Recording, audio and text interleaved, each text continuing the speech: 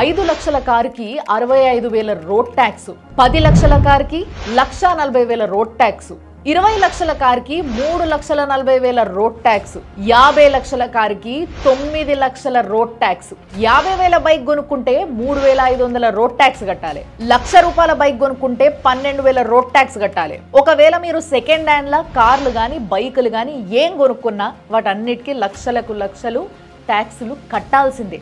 ఇవన్నీ కాకుండా ఆటోలు, ట్రక్కులు, లారీలు, బస్సులు, వ్యాన్లు, దేశం మొత్తం మీద కార్లే 5 కోట్లు ఉన్నాయి. ఇన్ని కోట్ల బండ్లకు వాటి ఓనర్లు కడుతున్న రోడ్ ట్యాక్సులు ఎన్నెన్ని లక్షల కోట్లు ఉన్నాయో మీరే ఒక్కసారి లెక్కేసుకోండి.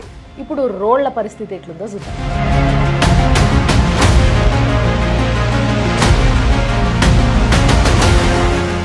ఇప్పుడు దాకా మీరు చూసిన రోడ్స్ అన్నీ కూడా 90% అంత చెత్త ఉన్న రోడ్లన్నీ కూడా నేషనల్ హైవేలే. అండ్ దేశం మొత్తం మీద ప్రతిరోజు ఎక్కడో ఒక దగ్గర 34 కిలోమీటర్ల కొత్త హైవే పడుతూనే ఉంది. వాటన్నిటి క్వాలిటీ కూడా గిదే అయితే ఏంది పరిస్థితి అంటే అఫ్కోర్స్ అన్నిటి క్వాలిటీ అని అంటలే, బట్ ఒక 30 to 40% వేస్తున్న కొత్త రోడ్ల క్వాలిటీ కూడా అంతకంతే. దేశం మొత్తంలో అన్నిటికన్నా ఎక్కువ హైవేలు ప్రతిరోజు పడుతున్నది ఎక్కడ అంటే మహారాష్ట్ర, యూపీ, అస్సాం, కర్ణాటక, మధ్యప్రదేశ్. సో ఇప్పుడు దాకా మీరు చూస్తున్న డ్యామేజ్ రోడ్లన్నీ కూడా మోస్ట్లీ ఏవైతే స్టేట్స్ నేను చెప్పినో ఇంతసేపు పేర్లు అక్కడి నుంచే ఉన్నాయి. మీరు ఫస్ట్ ఇప్పుడు చూస్తున్న ఈ రోడ్ ఏదైతుందో ఇది మహారాష్ట్రలో తానే నుంచి నవి ముంబైకి ఒక 3-4 సిటీలను కనెక్ట్ చేసే ఒక ఫ్లైఓవర్. దీన్ని పలావా ఫ్లైఓవర్ అంటారు. దీనికి 100 నుంచి 200 కోట్లు ఖర్చు చేసి 6 నుంచి 7 సంవత్సరాలు కష్టపడి కట్టిన ఫ్లైఓవర్. తర్వాత జస్ట్ ఓపెన్ చేసిన తెల్లారి దీని పరిస్థితి ఇది. అంతా ఏదో సిమెంట్ పౌడర్ జల్లిపోయినట్టుగా లేదు, మొత్తం పోతున్న బైకులు ఇవన్నీ కూడా స్కిడ్ అయి పడిపోవడము, గుంతలు పడ్డం, అప్పుడే చాలా దారుణంగా తయారైంది. మరి దీని క్వాలిటీ ఇన్స్పెక్షన్ చేయలేదా, లేకపోతే అసలు ఇనాగ్రేషన్కి ముందు ఆఫీసర్ ఒకసారి వచ్చి జస్ట్ చెక్ చేసిండా, ఇనాగ్రేషన్కి పర్మిషన్ ఎట్లా ఇచ్చిర్రు, లేకపోతే కరప్షన్ అంతా అయ్యింది కాబట్టి ఈ మొత్తం ఇవన్నీ చూసి కూడా వీళ్ళందరికీ ముందే తెలుసు కాబట్టి ఇనాగ్రేషన్కి పర్మిషన్ ఇచ్చేసిండ్రా అంటే ఎటు పోయి జనాలకి ఎవరైతే మనలాగా జనాలు కొత్త ఫ్లైఓవర్ పడ్డది అనగానే బండ్లు వేసుకొని కార్లు వేసుకొని వెళ్ళిపోతుంటారు చూసారా, వీళ్ళే పిచ్చోళ్ళు, మోసపోయిన వాళ్ళు, ఆడ పడి రక్తాలు గార్చుకొని దెబ్బలు తగిలించుకొని దాని మీదకి వెళ్ళి దిగుతున్నారు. పోనీ పరిస్థితి ఒక 6 నెలలకో సంవత్సరానికో వచ్చింది అని అంటే సరే మేనేజ్ చేసిర్రు అనుకోవచ్చు, కానీ ఇది ఓన్లీ 1 డే తెరిచినాక 1 డేకే పరిస్థితి ఇది. ఒక రోడ్ వేస్తున్నారు అని అంటే పబ్లిక్కి ఎంత ఇన్కన్వీనియన్స్ ఉంటుంది, అన్ని డీవియేషన్స్ ఉంటాయి, ఇరుకిరుకు ఉంటాయి, ట్రాఫిక్ జామ్ అవుతుంది. ఇన్ని పరిస్థితులల్లో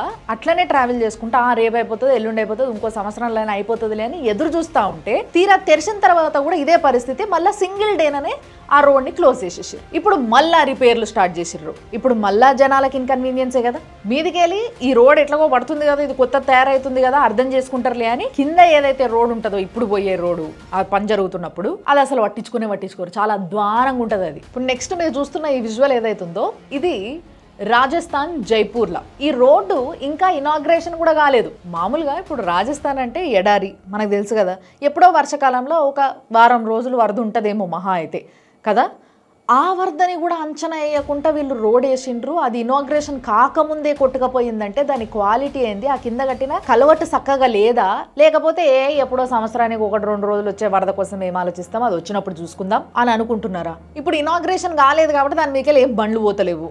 అదే ఒకవేళ ఇనాగ్రేషన్ అయ్యి ఉంటే దాని మీదకెళ్ళి ఒక కార్ల ఫ్యామిలీయో లేకపోతే ఎవరైనా కూలోళ్ళు ఒక ఆటోలో పోతున్నారు, లేకపోతే ఒక బైక్ మీద ఒక చిన్న ఫ్యామిలీ పోతుంది అనుకోండి, సడన్గా అట్లనే రోడ్డు కిందికి పడిపోయి కొట్టుకపోయింది అనుకో, వాళ్ళ పరిస్థితి ఏంది? ఈ మొత్తంలో కర్మ ఏంటిది అంటే ఇప్పుడు రోడ్లు వేసే పైసలు ఏవైతున్నాయో అవన్నీ మనవే. అంటే మనం ఏదైనా ప్రోడక్ట్ కొనుక్కుంటేనో లేకపోతే మన జీతంలోకి వెళ్ళి ఏవైతే డబ్బులు ట్యాక్స్ కట్ అవుతాయో ఇవన్నీ అట్లా ట్యాక్సులు మనం కడితే మన దగ్గర నుంచి మనం కష్టపడి సంపాదించుకున్న పైసల నుంచి కట్ అయిన పైసలతోనే వీళ్ళు రోడ్లు వేస్తారు. ఆ రోడ్లు కట్టిన పైసలు మనవే, ఆ రోడ్లు కూలిపోతే కొట్టుకపోతే అలా వడి సచ్చేది మన ప్రాణాలే. ఇంతకన్నా దరిద్రం, ఇంతకన్నా కర్మ ఇంకోటి ఉంటుందా? ఇప్పుడు ఈ విజువల్ చూడండి ఎంత కామెడీయో. ఏదో హరితహారంకి మొక్కలు నాటేటందుకు ఇట్లా అని మట్టి తవ్వుతాం కదా మనం, అట్లా డాంబర్ రోడ్డు తవ్వేస్తున్నాడు ఆయన. కొత్త ప్రాజెక్ట్ ఇది, 100 కోట్లు పెట్టి కట్టిన ప్రాజెక్టు మహారాష్ట్ర నాందేడ్లో జస్ట్ 1 మంత్ అవుతుందంట ఆ రోడ్ వేసి, అంతే. ఆయన మంచిగా చేతులతోనే మొత్తం ఇట్లా తవ్వేస్తున్నాడు, మొక్కలు కూడా నాటుకోవచ్చు మధ్యలో, రోడ్డు మధ్యలో. ఇంకా దరిద్రం ఏంటంటే ఇది నాందేడ్ అని చెప్పిన, నాందేడ్ పక్కనే ఏముంటుంది, నాగ్పూర్. అదే మన సెంట్రల్ మినిస్టర్ నితిన్ గడ్కరీ గారి కాన్స్టిట్యుయెన్సీ.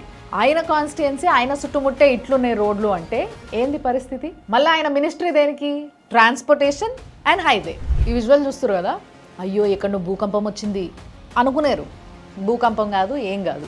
ఆ రోడ్ ఇంకా అసలు ఓపెనింగే కాలేదు. ఇనాగ్రేషన్ కాకముందే ఆ రోడ్ పరిస్థితి అట్లున్నది. జస్ట్ 5 రోజులు వర్షం పడ్డదంట. ఆ వర్షానికే ఆ రోడ్డు మొత్తం పర్రబెట్టింది. ఆ రోడ్డుకి పక్కనే ప్రొటెక్షన్గా రీఎన్ఫోర్స్మెంట్ అంటారు చూసారా, అది కూడా మొత్తం పెచ్చలు లేచిపోయింది.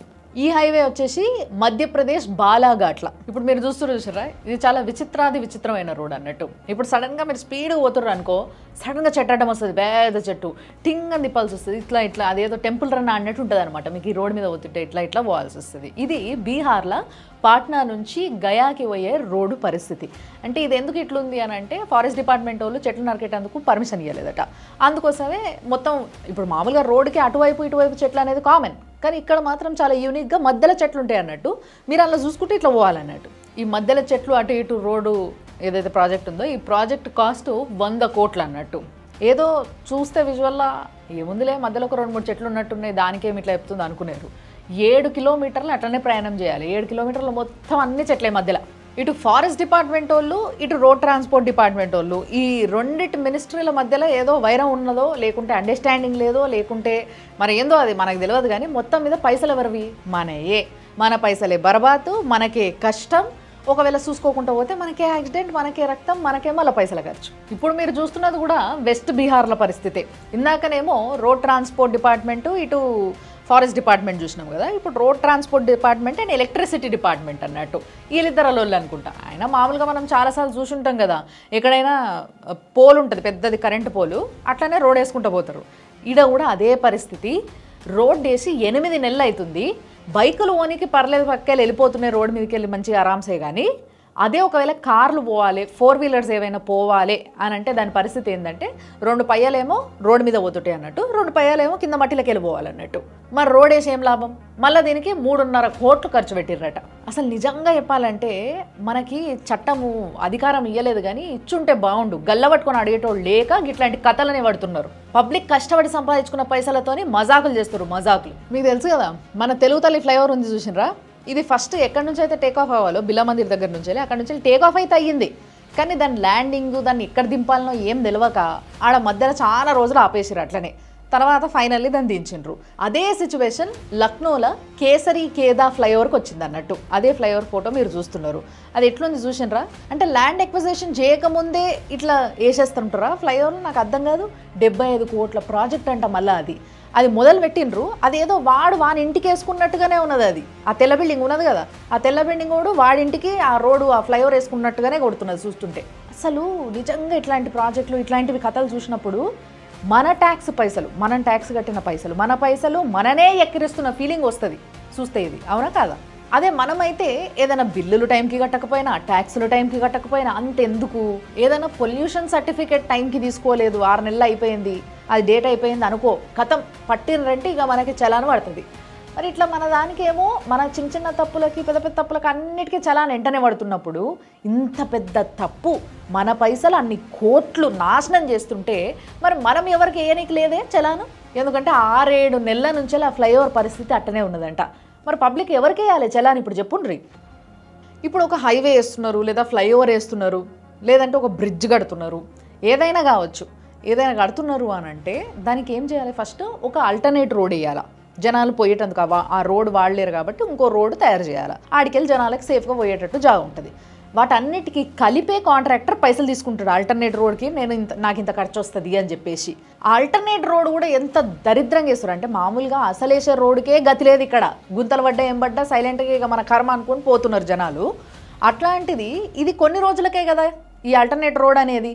ఇక అది ఎంత చండాలంగా ఉంటే ఏమున్నది అని మనం ఊకుంటే ఎంత దారుణంగా జరుగుతున్నాయో ఇప్పుడు చూడండి. ఇప్పుడు మీరు చూడబోయేది మళ్ళీ మహారాష్ట్రలోనే మన నితిన్ గడ్కరీ సార్ స్టేటే. సార్ మీరే చక్కగా చూడాలి, మరి మీ దగ్గర ఎందుకు ఇన్ని గనం అవుతున్నాయో నాకు అర్థమవుతలేదు. ఇప్పుడు ఇన్స్పెక్షన్ చేసేటందుకు వచ్చిర్రనమాట ఒక టీం అంతా, అక్కడ నుంచొని ఉన్నారు. వీడియోలో మీరు చూస్తే వాళ్ళ కళ్ళ ముందే లైవ్లో లారీ పడిపోతుంది చూడు. సరే ఆడ మీరు ఒక కల్వర్ట్ కడుతున్నారు, ఓకే, కానీ ఆల్టర్నేట్ రోడ్ ఏది? వాడు ఎక్కడికి వెళ్ళిపోవాలి? అలాకెళ్ళే పోతున్నాడు వాడు, పడ్డాడల్లా. ఇప్పుడు ఎవరిది బాధ్యత? ఈ కథ చూడుంటారు. ఆయనతో ఎక్కడన్నా ఆస్ట్రాయిడ్ పడ్డదేమో అనుకునేరు, లేదు. ఇది కాశీలో రోడ్డు పరిస్థితి, కొత్త రోడ్డు జస్ట్ 6 months అయ్యిందంట. ఆ రోడ్డు పరిస్థితి అట్లున్నదనమాట. నెక్స్ట్ చూడండి, ఇది తానేలా, మళ్ళీ మహారాష్ట్రలోనే. ఆ రోడ్ చూడండి మొత్తం అలల్లాగా అయిపోయింది. అది ఏదో సముద్రం కిందకి వెళ్ళిపోతుంటే రోడ్ అట్లా షేప్ తీసుకున్నట్టుగా. ఇక మన తెలుగు రాష్ట్రాల పరిస్థితి అయితే ఏం పెద్ద గొప్పగా ఏం లేదు, చెప్పుకునేంత గొప్పగా అసలే లేవు. ఇప్పుడు చూడండి మీరు, మా వాళ్ళు చూపిస్తారు. ఇక వర్షాకాలం కదా, వర్షాలకి ఇంకా దారుణం. ఈ మధ్య సోషల్ మీడియాలో ఒక పోస్ట్ బాగా వైరల్ అవుతుంది, మీరు అందరూ కూడా చూసే ఉంటారు, చూడని వాళ్ళ కోసం చెప్తున్నాను నేను. ఒక 5 రూపాయల బిస్కెట్ ప్యాకెట్ పైనే అది ఎప్పుడు మ్యానుఫ్యాక్చర్ అయ్యింది, ఎప్పుడు దాని ఎక్స్పైరీ ఉంది, ఏ కంపెనీ వాడు చేసిండు, ఏమేం కలిపిండు, ఆఖరి కళ్ళ వాళ్ళు ప్రిజర్వేటివ్స్ ఏమన్నా కలిపినా కూడా వాటి నంబర్లతో సహా, ఆఖరికి ఆ కంపెనీ ఫోన్ నంబర్లతో సహా దానిపైన ప్రింట్ చేస్తారు. అడ్రస్ కూడా ఉంటుంది. ఒకవేళ పోయి ప్రశ్నించాలనుకుంటే వెంటనే ఫోన్ చేసి కంప్లైంట్ కూడా చేయొచ్చు. అంటే 5 రూపాయల బిస్కెట్ పైననే ఇన్ని డీటెయిల్స్ ఇచ్చినప్పుడు ఇన్ని వందల కోట్లు ఖర్చు పెట్టి అవి మన పైసలతోని రోడ్లు వేస్తున్నప్పుడు ఆ వేస్తున్న కాంట్రాక్టర్ పేరు, వాడి నంబరు, అసలు వానికి ఎంత టైం ఇచ్చిర్రు ఆ రోడ్ కంప్లీట్ చేసేటందుకు, ఎన్ని పైసలు ఇచ్చిండ్రు, ఆ ఫోన్ నెంబర్ వేసేస్తే వాడిని ప్రశ్నించవచ్చు ఏంది సంగతి ఇది అని. సో ఇవన్నీ కూడా పెట్టాలి కదా.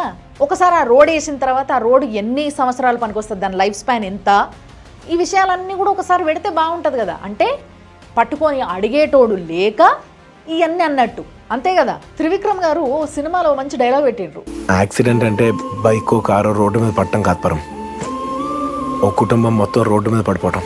మరి ఇసొంటి చెత్త రోడ్లకి ప్రతిరోజు దేశం మొత్తం మీద ఎన్ని వందల కుటుంబాలు రోడ్డున పడుతున్నాయో ఒక్కసారి ఆలోచించండి. This is a fact by Ramya Krishna.